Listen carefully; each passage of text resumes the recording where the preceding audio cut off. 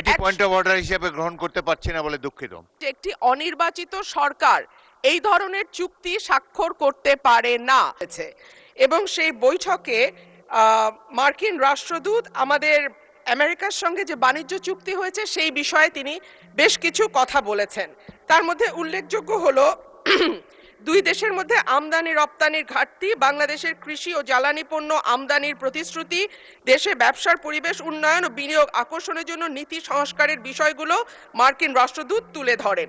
মাননীয় স্পিকার, সেখানে মার্কিন রাষ্ট্রদূত আরেকটি বিষয় আমাদের মনোযোগ আকর্ষণ করে বলেছেন যে দুই দেশের মধ্যে বাংলাদেশ থেকে যে পরিমাণ পণ্য আমরা রপ্তানি করি, আমেরিকা থেকে সে পরিমাণ পণ্য আমরা আমদানি করি না, এবং যে কারণে একটা বাণিজ্য ঘাটতি তৈরি হয়েছে বিরাট, এবং এই বাণিজ্য ঘাটতি পূরণের লক্ষ্যে বাণিজ্য চুক্তি হয়েছে। কিন্তু মাননীয় স্পিকার, আমরা জানি যে 12ই ফেব্রুয়ারি আমাদের জাতীয় নির্বাচনের ঠিক 3 দিন আগে 9ই ফেব্রুয়ারি এই চুক্তিটি স্বাক্ষরিত হয়, এবং তখন বাংলাদেশের যারা সুশীল সমাজ আছেন, থিঙ্ক ট্যাঙ্ক আছেন, তারা বারবার বলেছেন যে একটি অনির্বাচিত সরকার এই ধরনের চুক্তি স্বাক্ষর করতে পারে না, এবং এই চুক্তিতে অনেকগুলো ক্লজ আছে যেটা বাংলাদেশের স্বার্থ বিরোধী।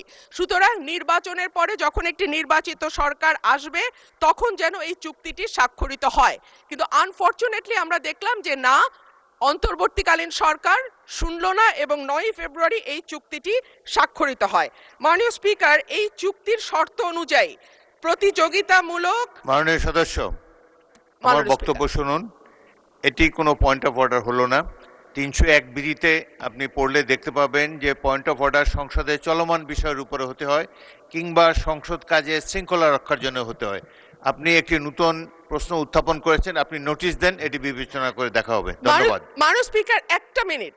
মাননীয় স্পিকার, এই চুক্তিটি 60 দিনের মধ্যে যদি সরকার চায় তারা এটিকে বাতিল করতে পারে এবং চুক্তিটি সংসদে আনা হোক। এটি পয়েন্ট অফ অর্ডার হিসেবে গ্রহণ করতে পারছি না বলে দুঃখিত।